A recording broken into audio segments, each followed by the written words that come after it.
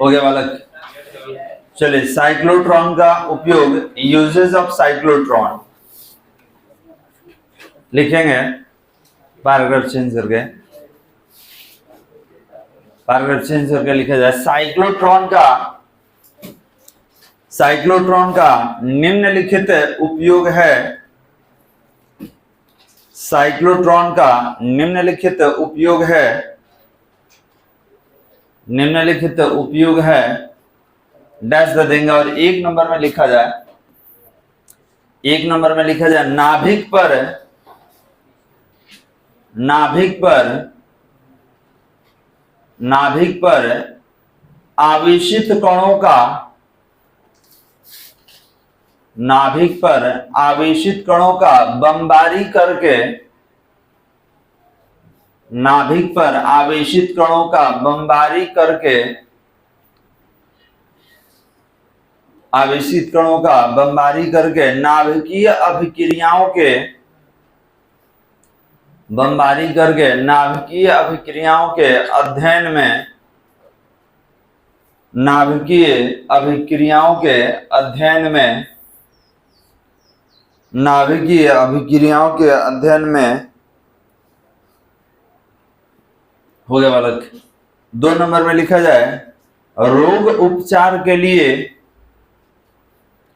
रोग उपचार के लिए रेडियो सक्रिय पदार्थों को, रोग उपचार के लिए रेडियो सक्रिय पदार्थों को, रोग उपचार के लिए रेडियो सक्रिय पदार्थों को उत्पन्न करने में, रेडियो सक्रिय पदार्थों को उत्पन्न करने में, रेडियो सक्रिय पदार्थों को उत्पन्न करने में। हो गया बालक। 3 नंबर में लिखा जाए ठोस पदार्थों में, ठोस पदार्थों में, ठोस पदार्थों में आयनों को, आयनों को, आयनों को एवं उनके गुणों में, आयनों को एवं उनके गुणों में सुधार करने, उनके गुणों में सुधार करने, उनके गुणों में सुधार करने तथा, उनके गुणों में सुधार करने तथा नए पदार्थों को, नए पदार्थों को संश्लेषित करने में, नए पदार्थों को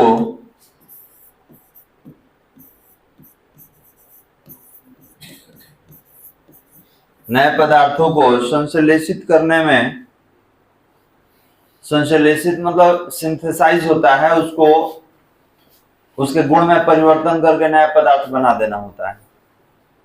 हो गया बालक। कितना हुआ? 4 नंबर में लिखेंगे, 4 नंबर में लिखा जाए, लिखेंगे इसका उपयोग है, इसका उपयोग है, इसका उपयोग है वैज्ञानिक शोध, इसका उपयोग है वैज्ञानिक शोध एवं, वैज्ञानिक शोध एवं खोज के लिए, वैज्ञानिक शोध एवं खोज के लिए किया जाता है।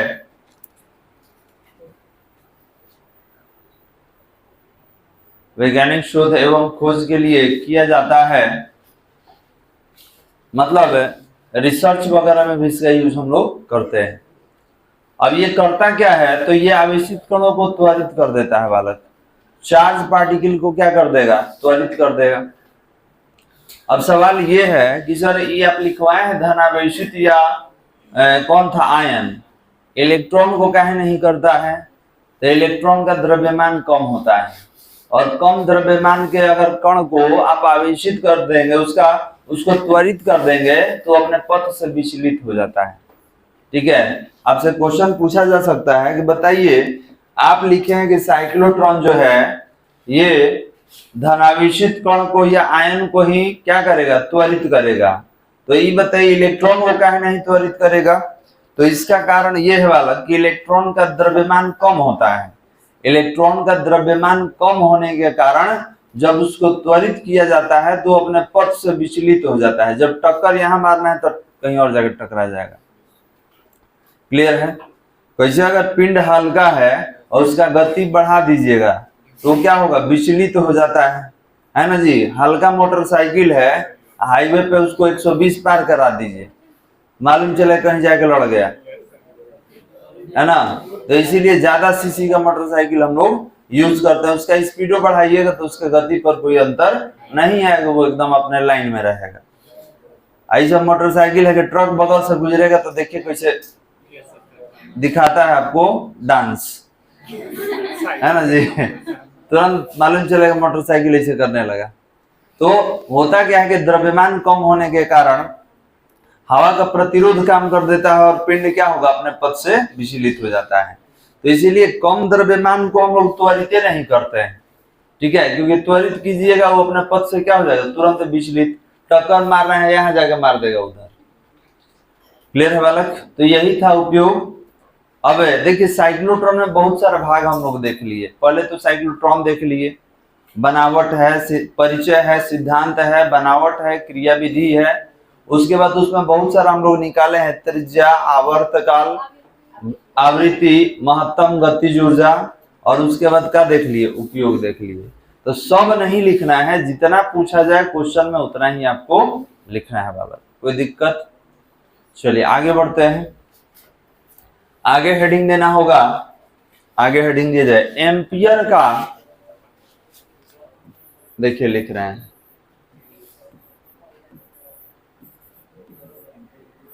नाम सुने एम्पियर का, स्टार्ट हुआ था एम्पियर से।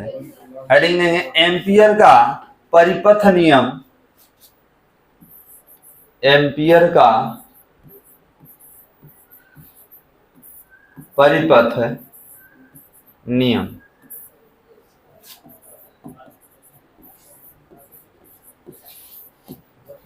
बात नहीं, क्या कर रहा है जी? हो गया, लिख लिए, यही तो खत्म हो गया जी, पीछे नहीं बढ़ाएगा, दे दो उधर।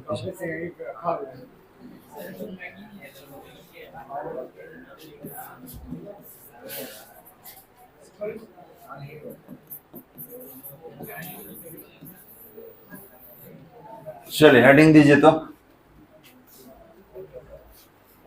एम्पियर्स सर्किटल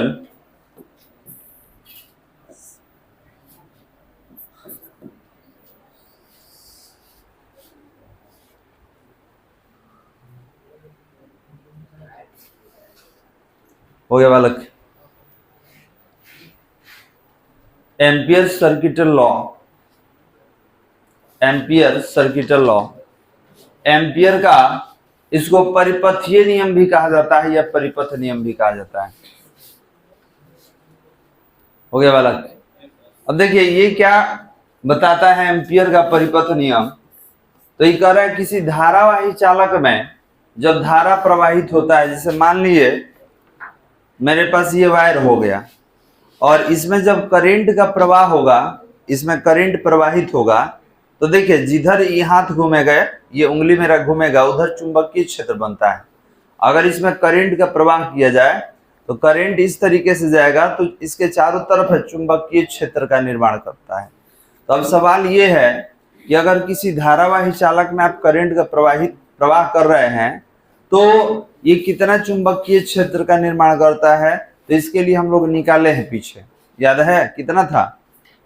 बियोट-सावर्त का एप्लीकेशन में हम लोग पढ़ते हैं μ0/4π2I/A। अभी पीछे पढ़ाई हुआ है बालक। और उसके बाद हम लोग किस पे आए थे, तो क्वाइल पर आए थे। अभी क्वाइल जो पीछे हम लोग खत्म किए। चलिए तो लिखा जाए इसके बारे में, लिखेंगे इस नियम के अनुसार, हम लोग एम्पियर के परिपथ नियम में है,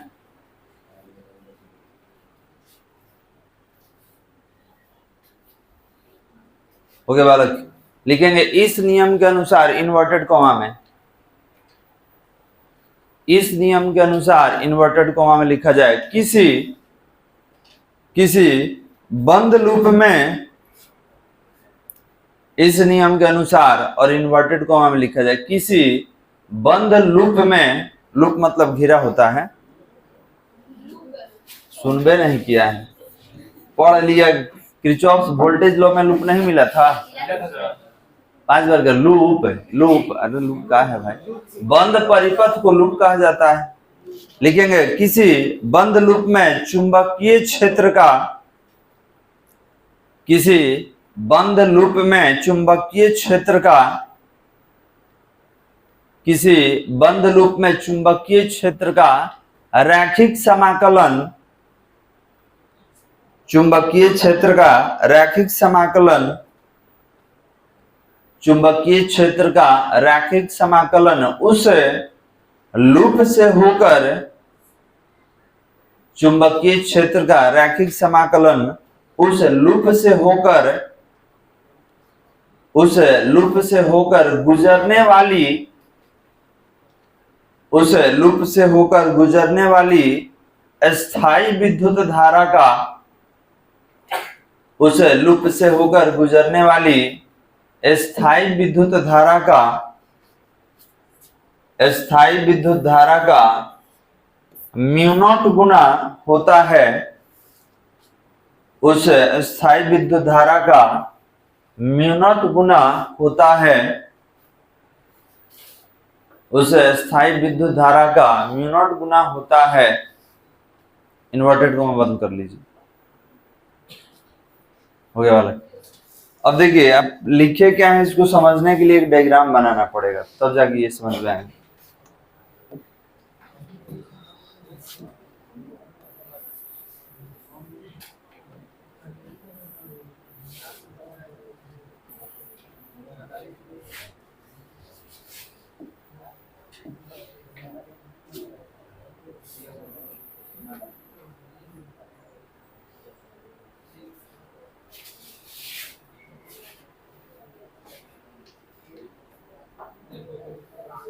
चलिए, बात नहीं, ध्यान देंगे बालक। मानिए कि मेरे पास एक वृत्तीय परिपथ है, सर्कुलर कॉइल है इस तरीके से, और इसमें करंट का प्रवाह कराया जाएगा। करंट का प्रवाह है जब कराएंगे तो ये क्या करेगा, चुंबकीय क्षेत्र का निर्माण करता है। अब सवाल ये है कि सर करंट का प्रवाह अगर कराते हैं इसमें, तो टोटल परिपथ में सेंटर इसको ले लिया जाए और यहां से कुछ दूरी पर एक छोटा सा टुकड़ा ले लेंगे, इसका नाम x ले लिया जाए, इसका नाम y। तो ये बताइए टुकड़ा क्यों ले रहे हैं, क्योंकि बियो-सावर्त का नियम कहता है कि पहले आप इकाई का निकालिए, जब इकाई का निकल जाएगा तो आप टोटल के लिए निकालिए। तो हम लोग क्या करेंगे, इस टोटल लेंथ पर एक छोटा सा टुकड़ा लेंगे, dl फॉर, dl का नाम क्या होगा, क्रॉस सेक्शनल लेंथ या एलिमेंट्री लेंथ। छोटा इसको लेंथ कहा जाता है, छोटा लंबाई। टोटल अगर l है तो छोटा टुकड़ा क्या होगा, dl होगा। तो अब ये कह रहा है कि b into dl integration over close path. ये बताए इंटीग्रेशन ओवर क्लोज पाथ क्यों लिया गया है, तो इसको बंद परिपथ के लिए रैखिक समाकलन कहा जाता है, जब पाथ क्लोज रहेगा तब यूज करेंगे। तो ये कह रहा है कि जो चुंबकीय क्षेत्र का तीव्रता और ये जो लेंथ का गुणनफल है, ये जो होगा ये म्यू नॉट इंटू आई के समतुल्य है बालक। अब आप पढ़िए क्या लिखे हैं, इन्वर्टेड कॉमा वाला पढ़िएगा, सब नहीं पढ़ो जी तुम। बंद लूप में चुंबकीय क्षेत्र का रैखिक समाकलन उस लूप से होकर गुजरने वाली स्थायी विद्युत धारा का म्यू नॉट गुना होता है। बस देखिए, यही है आपका किसी बंद परिपथ के लिए चुंबकीय क्षेत्र का रैखिक समाकलन, और ये किसके बराबर है, तो विद्युत धारा का म्यू नॉट गुना। क्लियर है बालक, मतलब इससे जो करंट जाएगा वो कितना होगा, तो म्यू नॉट करंट का म्यू नॉट गुना होगा। तो लिखेंगे, पहले इसको लिख लीजिए, इसको लिख लीजिए और जब प्रमाणित करेंगे तब डायग्राम बनाएंगे। इसको लिख लीजिए और इसके नीचे हम लोग जब प्रमाणित करेंगे तब डायग्राम बनाएंगे।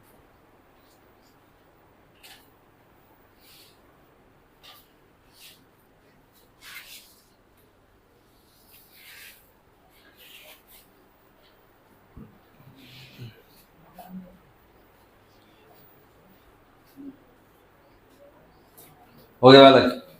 नीचे प्रमाण लिखकर डैश दे दीजिए। इसको प्रूव करना है, जो फॉर्मूला हम लोग लिखे हैं इसको प्रमाणित करेंगे। इस सूत्र को प्रमाणित करना है। तो देखिए, प्रमाणित करने के लिए क्या करेंगे बालक? तो पहले एक वायर ले लेंगे, वायर ले लिए और इसमें करंट का प्रवाह करा दिया जाए। कितना? आई।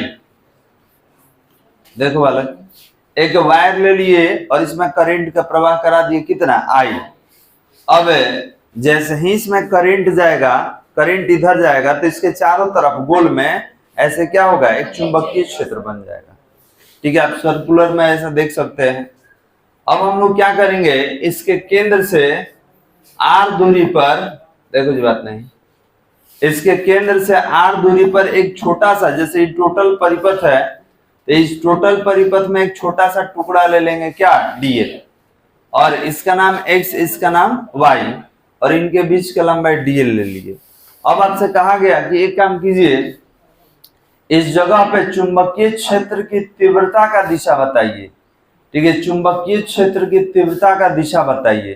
तो याद रखेंगे, किसी भी वृत्त पर या किसी भी वक्र रेखा पर जब भी हमसे दिशा पूछा जाए, कह देगा कि यहाँ बताइए, यहाँ बताइए, यहाँ बताइए। कहीं पूछेगा ना, जहां पूछे तो किससे डायरेक्शन बताया जाता है? स्पर्श रेखा से। पीछे भी हम लोग पढ़ चुके हैं कि जब भी हमसे बी का डायरेक्शन पूछ दे कि बी का डायरेक्शन बताइए, तो याद रखेंगे स्पर्श रेखा से डायरेक्शन बताया जाता है।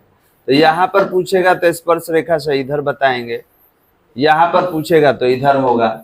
जहां भी पूछा जाए क्या करना होगा? वहां से वो स्पर्श रेखा खींचेंगे। जो स्पर्श रेखा का डायरेक्शन होगा वही चुंबकीय क्षेत्र की तीव्रता का दिशा होगा बालक। चलिए, तो यहाँ पे हमको प्रमाणित करना है। प्रमाणित करने के लिए आपको डायग्राम बनाना होगा। तो डायग्राम आप बना लीजिए, इसके बाद इसके बारे में हम लोग लिखेंगे। ठीक है, पहले क्या करेंगे, एक वायर ले लेंगे और इसमें करंट का प्रवाह आई कर देंगे। ये अपने चारों तरफ क्या करेगा? एक पाथ बनाएगा, एक रास्ता बनाएगा जिस पर चुंबकीय क्षेत्र का तीव्रता हमको निकालना है।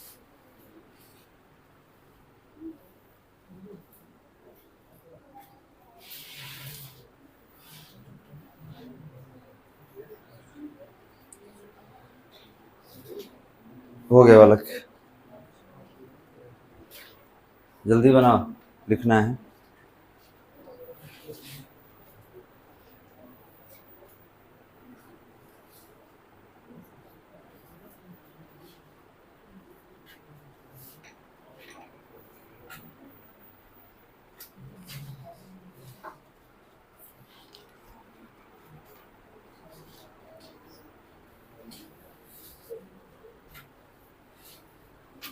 हो गया?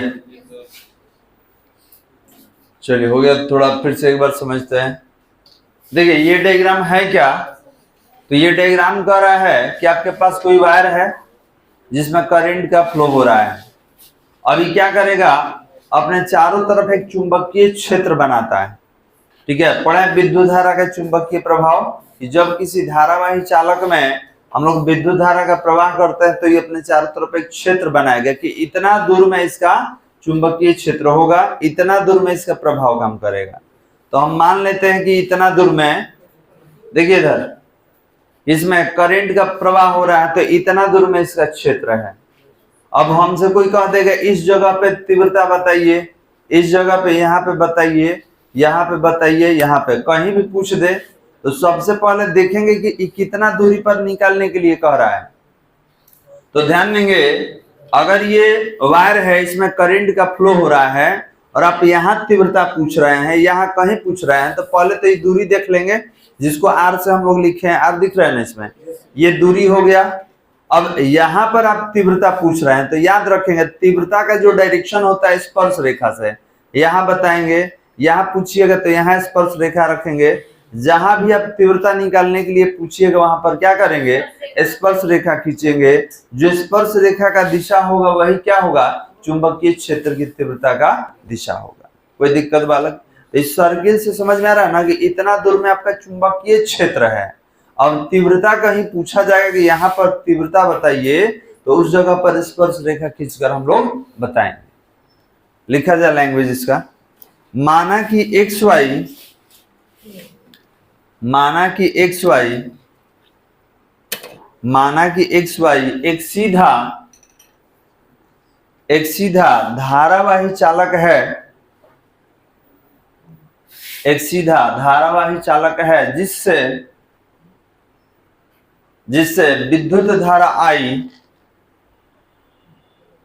जिससे विद्युत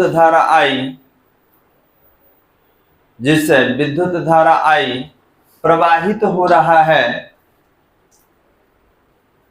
जिससे विद्युत धारा आई प्रवाहित हो रहा है। अतः इस धारावाही चालक से, अतः इस धारावाही चालक से स्मॉल आर दूरी पर, अतः इस धारावाही चालक से स्मॉल आर दूरी पर चुंबकीय क्षेत्र की तीव्रता, चुंबकीय क्षेत्र की तीव्रता हो गया बालक। अच्छा इसमें एक्स वाई लिखे हैं, उसको डैश कर दीजिएगा तो एक्स वाई यहाँ ऑलरेडी ले चुके हैं, एक्स डैश और वाई डैश इसका नाम दे दीजिए। अभी जो लिखे है ना एक्स वाई, उसको एक्स डैश वाई डैश कर दीजिए।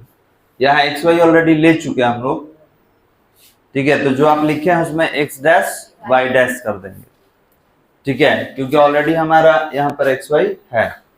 अब क्या किए हैं, धारावाही चालक हो गया, इससे करंट का प्रवाह कितना हो रहा है, आई, और इसके केंद्र से स्मॉल आर दूरी पर हमको तीव्रता निकालना है यहाँ पर।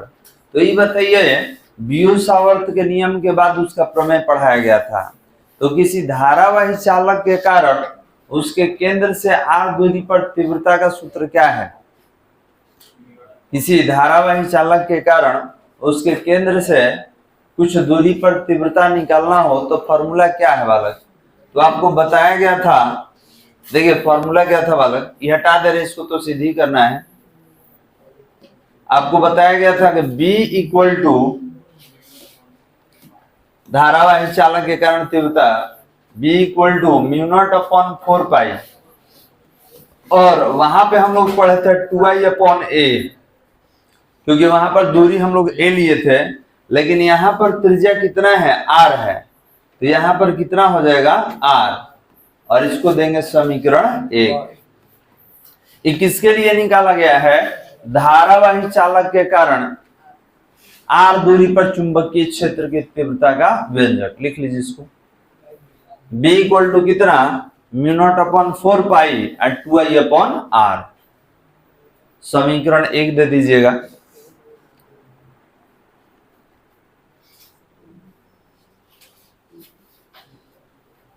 हो गया बालक, समीकरण 1।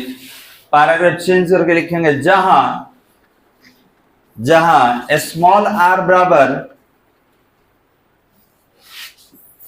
जहां स्मॉल आर बराबर वृत्तीय पथ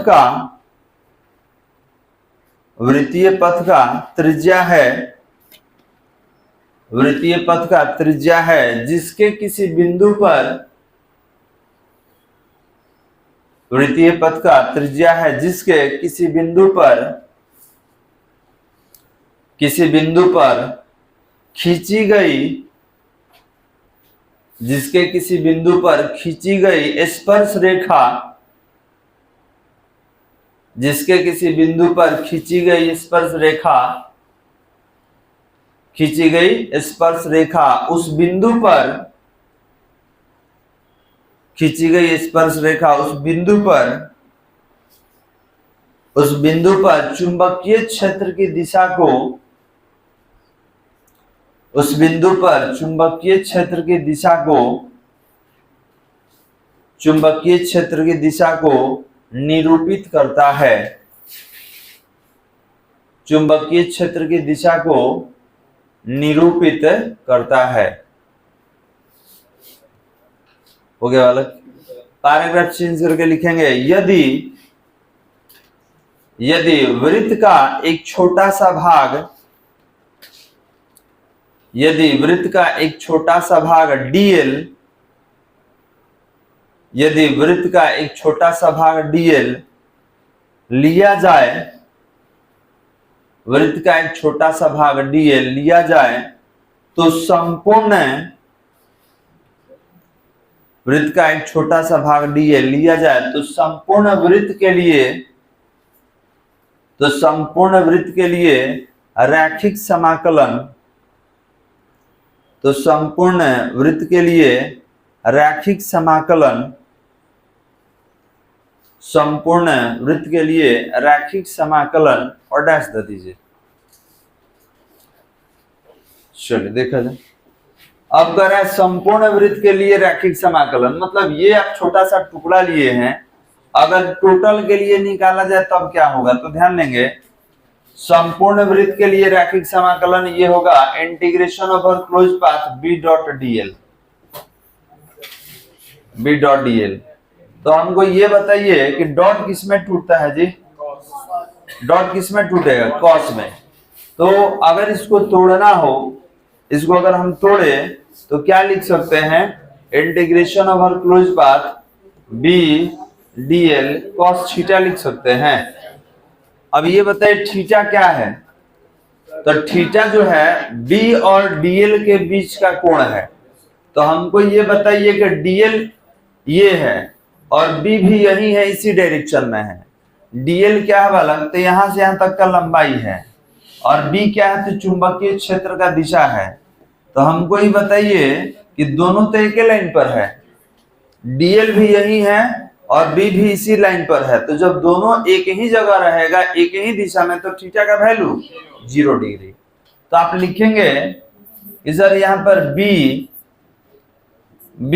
तथा dl ये दोनों सेम डायरेक्शन में है, ठीक है।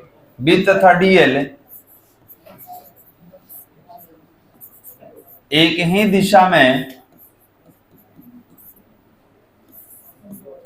एक ही दिशा में स्थित है, अतः थीटा इक्वल टू कितना डिग्री, 0 डिग्री। बात नहीं बालक, यहां पर देख सकते हैं कि b और dl का डायरेक्शन एक ही है, तो वहां थीटा कितना ले लेंगे, 0। और यहां पर रखिए, हम इधर लिख रहे हैं, उधर बात चालू बालक, थोड़ा शांत रहो, हम इधर पढ़ा रहे, उधर चालू हो जा रहा है।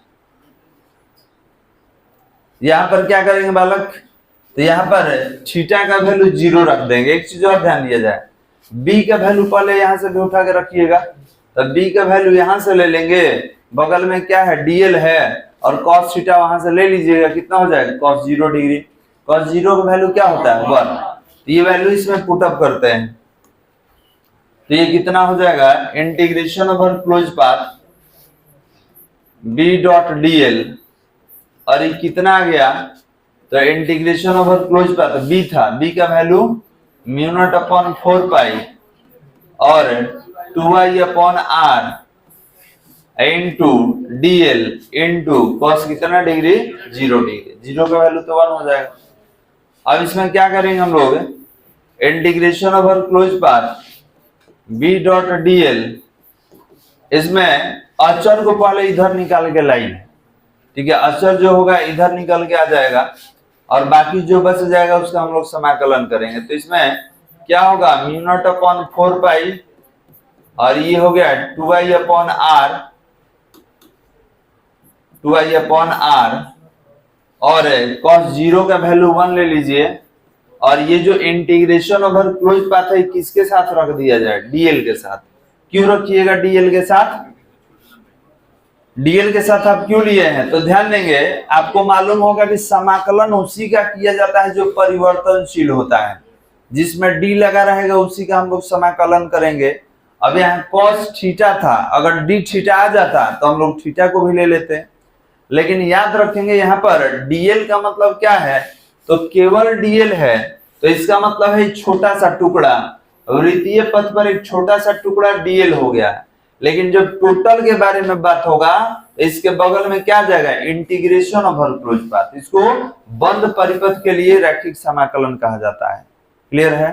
तो अब बताइए कि टोटल का लंबाई कितना होता है जी, वृत्तीय पथ का टोटल लंबाई कितना होगा, 2 पाई आर।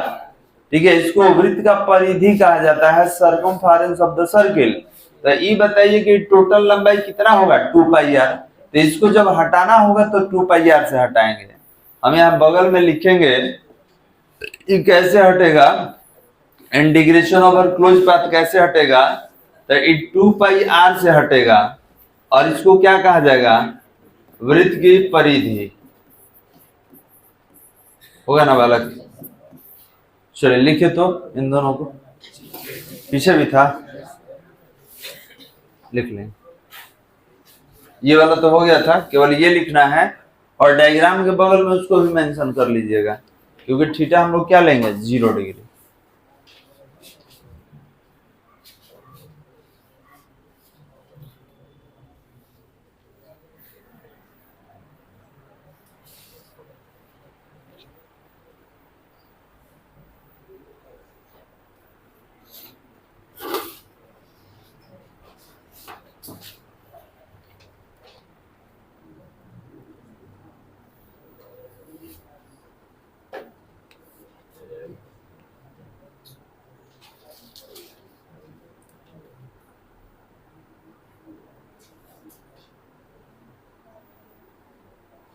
हो गया।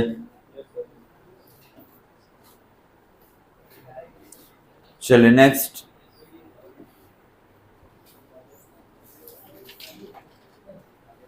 Integration over close path DL को किसे हटाना है, 2 पाई आर से। अगले स्टेप में इसको हटा लेंगे हम लोग।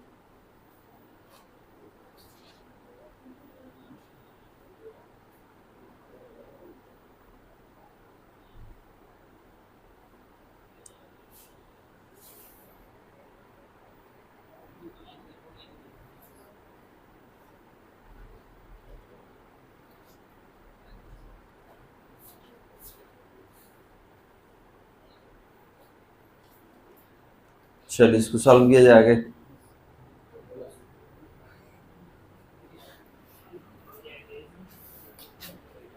अब यहाँ पे सारा जो टर्म है वो कैंसिल हो जाएगा बालक, और जो हमको सिद्ध करना था वो सामने आ जाएगा। अब रख के देखिए, 2 पाई आर सारा टर्म कैंसिल हो जाएगा, बच जाएगा कितना, म्यू नॉट इनटू आई। चलिए रखा जाए।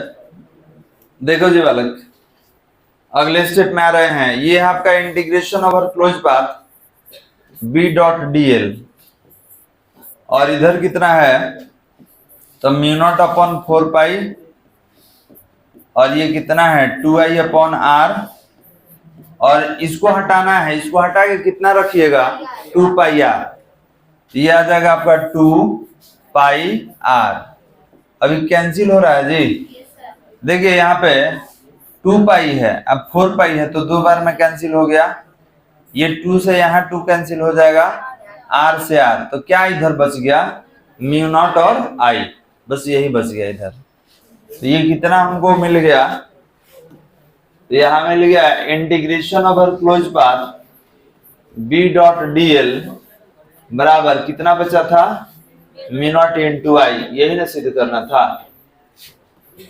तो ध्यान देंगे बालक, इसे ही एम्पियर का परिपथ नियम कहा जाता है। याद रखेंगे, इसे ही एम्पियर का परिपथ नियम हम लोग कहेंगे। चलिए तो पीछे से लिख लीजिए ये वाला टर्म, इसको कैंसिल करा लीजिएगा नीचे रख के।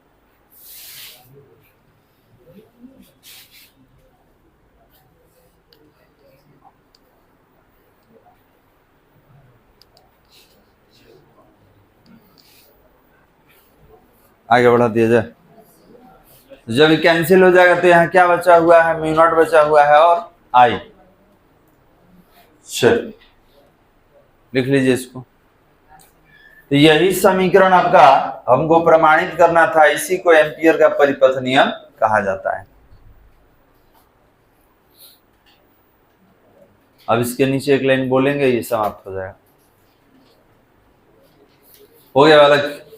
लिखेंगे समीकरण 2 द्वारा व्यक्त नियम, समीकरण 2 द्वारा व्यक्त नियम एम्पियर का, समीकरण 2 द्वारा व्यक्त नियम एम्पियर का परिपथ नियम, एम्पियर का परिपथ नियम कहलाता है। समीकरण 2 द्वारा व्यक्त नियम एम्पियर का परिपथ नियम कहलाता है। अब देखिए इस नियम का उपयोग करके, ठीक है, हम लोग 2 डिवाइस पढ़ने वाले हैं। एक का नाम है सोलिनॉइड, एक का नाम है टोरॉइड। नाम सुने हैं परिनालिका का?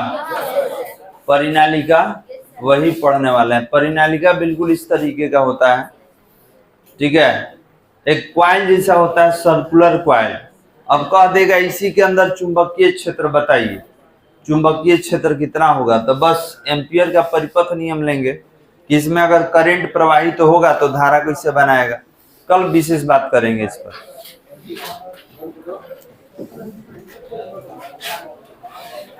बंद करो।